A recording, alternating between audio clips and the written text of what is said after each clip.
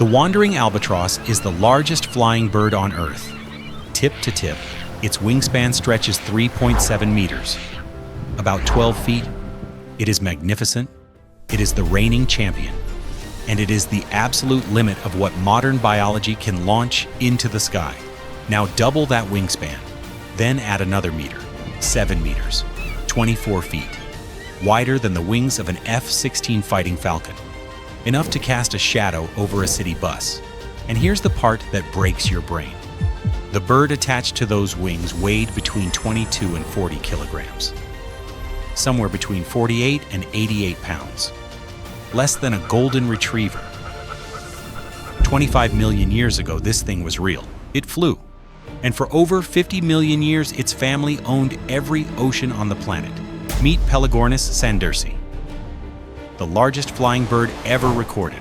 A bird that physics says shouldn't work, except it did. And the reason why will change how you think about the sky itself. Rewind to the late Oligocene, roughly 25 to 28 million years ago. The world doesn't look right. Global temperatures run several degrees hotter than today, and sea levels have pushed far inland, drowning coastlines under warm, shallow water. What is now Charleston, South Carolina, sits beneath a tropical sea teeming with life, the kind of rich, sun-drenched water that turns an ecosystem into a buffet. And what a buffet it was! Below the surface, Carcharicles angustidens, a direct ancestor of the megalodon, complete with serrated teeth built for ripping, cruised the shallows. Early toothed whales competed for fish. Giant sea turtles drifted through currents that felt more Caribbean than Carolinian. This was a world of warmth, abundance, and very large things with very large appetites. Above all of it, riding the warm thermals without a single wing beat, glided the largest flying bird in the history of life. It belonged to a family called Pelagornithidae, the pseudoteeth birds. The name comes from Greek, pelagos, meaning open sea, and ornis, meaning bird.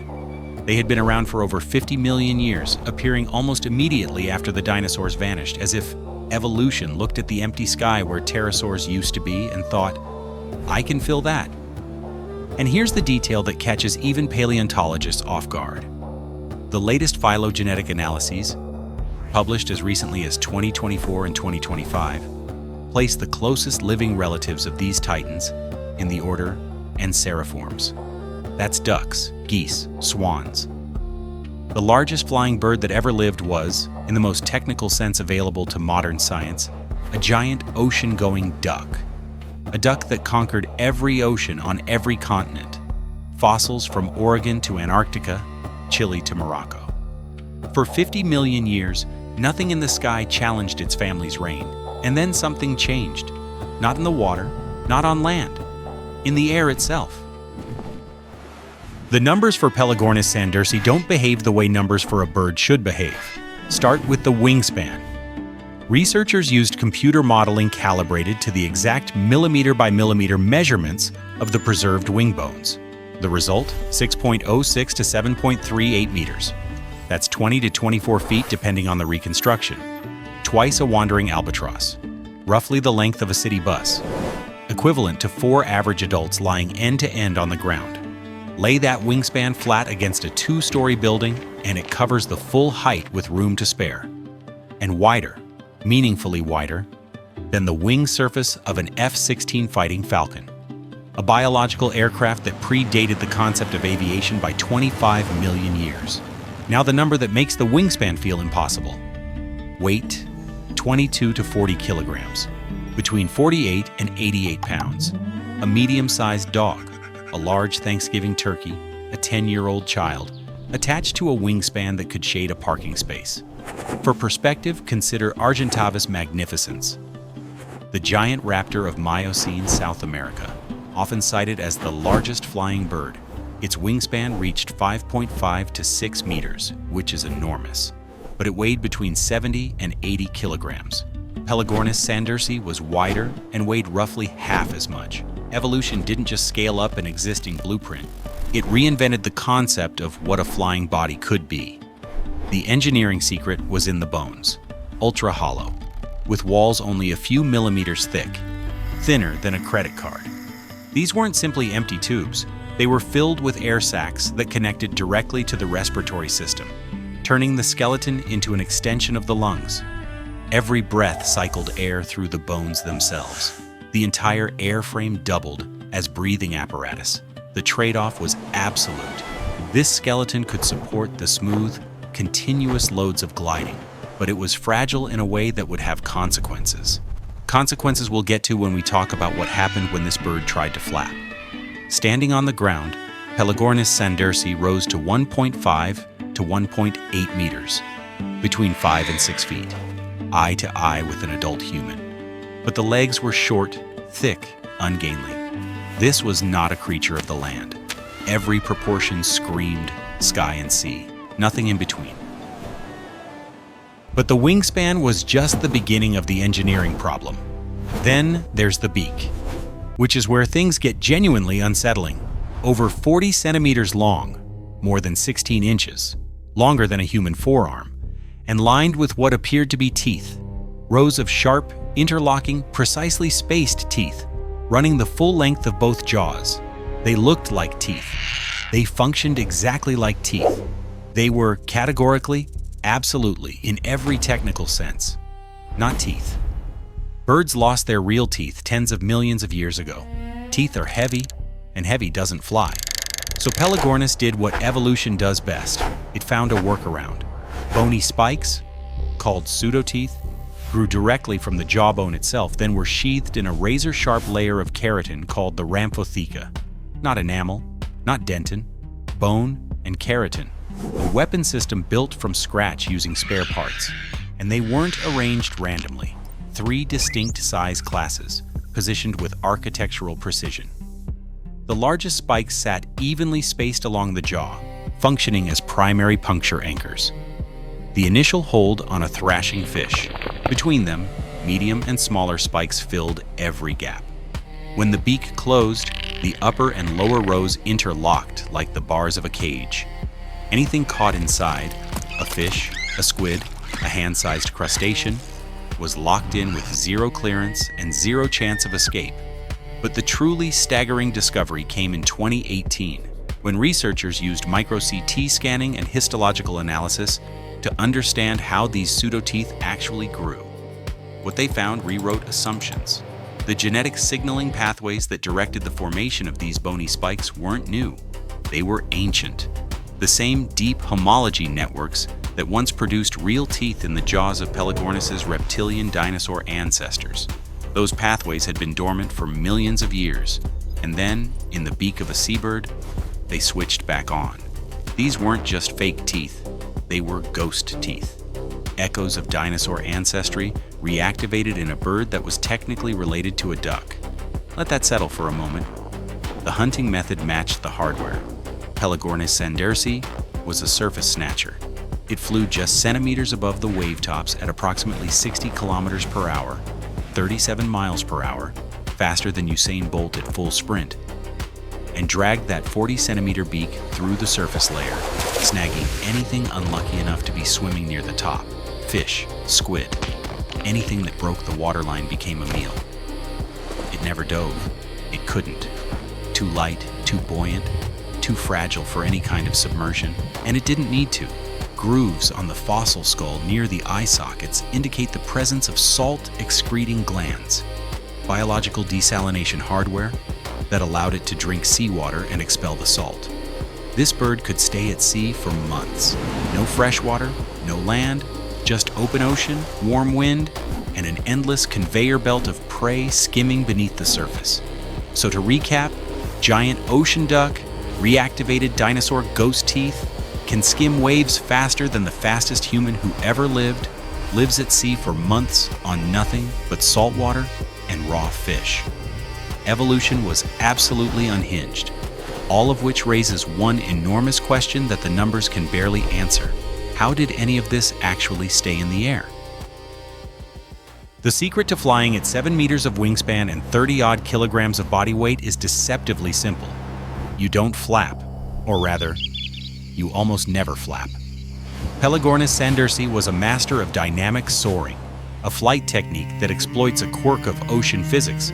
Right above the wave surface, wind speed drops sharply. Friction with the water slows the air down. A few meters higher, the air moves faster, unobstructed. By cycling between these two layers, climbing into the fast air to gain speed, then dipping back toward the slow air near the surface, a bird can extract kinetic energy directly from the wind gradient itself. The ocean wind becomes the engine. The bird is just the airframe. The result was staggering efficiency. Pelagornis could travel thousands of miles with virtually zero muscular effort, riding the boundary layer between sea and sky for as long as the wind blew. And over open ocean in the Oligocene, the wind always blew. The glide ratio quantifies just how efficient this system was, 21 to 23 to 1. Meaning for every single meter of altitude lost, Pelagornis traveled over 20 meters forward. For context, that ratio matches, and in some reconstructions exceeds, the performance of modern engineered sailplanes. Machines specifically designed and aerodynamically optimized by human engineers, using computer modeling and composite materials. A bird with bones thinner than a credit card achieved the same numbers using nothing but evolution and warm air. But here's where the engineering miracle starts to crack. In 2023 and 2024, researchers ran Pelagornis sandersi's measurements through the Flight 1.25 biomechanical modeling program. They calculated the forces that would act on the wing bones during powered flapping. The kind of flapping needed for takeoff, for altitude recovery, for any moment when passive gliding wasn't enough. The results were uncomfortable. At current atmospheric pressure, 1 bar, the air you're breathing right now, the act of flapping wings, this large generated bone stress that exceeded the structural limits of those ultra-thin walls. To put it plainly, if Pelagornis flapped its wings at full power in today's atmosphere, it risked snapping its own skeleton. Takeoff from flat ground was essentially impossible without a strong headwind or a cliff edge to drop from. Those stubby legs couldn't build the running speed needed for launch. Once airborne, the bird was extraordinary. Getting airborne was the crisis. The Chilean specimen's webbed feet suggest they could rest on the ocean surface, and possibly relaunched using wave updrafts, kicking off the water into the wind like an albatross with twice the wingspan. But something still doesn't add up. The models work at current air pressure, barely. The margins are razor thin. The stress tolerance is uncomfortably close to failure. For an animal that thrived for 50 million years across every ocean on Earth, barely works, doesn't sound like the description of a dominant species. It sounds like something is missing from the equation. What if the atmosphere was different? The math says it should barely fly. The fossils say it absolutely did. Everywhere. 1983, Charleston, South Carolina. Construction crews are digging foundations for a new terminal at the Charleston International Airport. They're building a runway, a strip of concrete designed to launch machines into the sky. And in the dirt beneath that runway, they find bones. Large bones. Impossibly thin bones. Albert Sanders, then director of the Charleston Museum, led the excavation. What emerged from the earth was remarkable. A nearly complete skull, the primary wing bones, shoulder blade fragments, and enough material to eventually reconstruct the largest flying bird ever documented by science. The specimen sat in museum storage for over 3 decades. Then, in 2014, Dr. Daniel Kazepka published the formal description. Catalog number P54768. Species name, sandersi, in honor of the man who pulled it from the ground. The announcement made headlines worldwide. The largest bird that ever flew had been buried under an airport runway. The greatest natural aviator in history, entombed beneath the infrastructure of human aviation. You genuinely cannot make this up. But the Charleston fossil wasn't alone. In Chile's Bahia Inglesa Formation, researchers unearthed Pelagornis chilensis, nearly 70% of a complete skeleton, preserved in articulated position. The most complete pelagornithid ever found. It confirmed webbed feet. Definitive proof they rested on the ocean surface. It confirmed the short, thick leg structure. This bird was built for water landings, not runways. Every bone in its body was a commitment to sky and sea, and nothing else. And then there were the Antarctic finds. On Seymour Island, fragments of jaw and foot bones dated to 50 million years ago, deep in the Eocene when Antarctica was still warm. These early Pelagornithids were already enormous. The family didn't slowly evolve toward gigantism over millions of years. They started big, almost immediately after the pterosaurs disappeared, as if the niche demanded maximum size from day one. The distribution map reads like a world tour. Oregon, California, Peru, Chile, Morocco, Portugal, France, Australia, Antarctica, every continent, every major ocean. For 50 million years, wherever there was warm water and open sky, there was a pseudoteeth bird overhead. The fossils prove it flew. The physics barely explain how. And here's where the story stops being about a bird and starts being about the planet. Come back to the equation, the lift formula that governs every flying thing, from a housefly to a 747, L equals 1/2 times air density, times velocity squared, times wing area, times the lift coefficient. The wing area is known, enormous. The velocity is estimated, moderate, around 60 kilometers per hour. The lift coefficient can be reconstructed from wing shape, but there's one variable that everyone had been holding constant. One number that the models had treated as fixed, air density. In 2008, biomechanist Colin Pennycuick proposed a hypothesis that would reshape how we think about prehistoric flight. And in 2023 and 2024, updated computer models only strengthened the case. During the Oligocene and Miocene, the era when Pelagornis sandersi and its relatives dominated, atmospheric pressure may have been approximately 1.3 bars.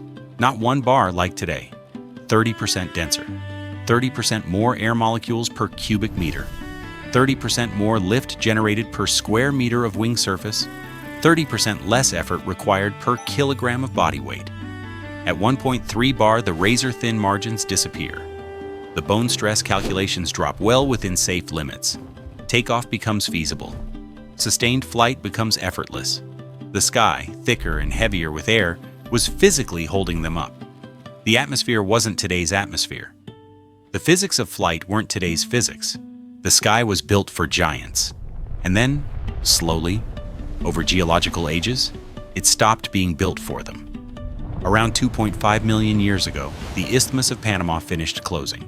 The bridge between North and South America severed the connection between the Atlantic and Pacific, restructuring global ocean currents entirely. Warm, nutrient-rich surface waters where Pelagornis had hunted for millions of years shifted and cooled. Fish and squid populations migrated or collapsed. Smaller, more agile seabirds, the ancestors of modern albatrosses, competed more effectively for what remained. Ancestral orcas and other marine predators squeezed the food supply from below, and the air thinned. If the 1.3 bar hypothesis holds, atmospheric density had been declining, slowly, imperceptibly across millions of years, toward the 1 bar we breathe today. Each fraction of a bar made those 7-meter wings slightly less efficient. Each incremental drop in density added a fraction more stress to bones that had no margin to spare. The sky withdrew its support. They didn't go extinct because they were flawed. They didn't fail because evolution had made a mistake. Pelagornis sandersi was perfectly designed for a world that no longer exists. The atmosphere that had carried them for 50 million years quietly, gradually, irreversibly, became an atmosphere that couldn't.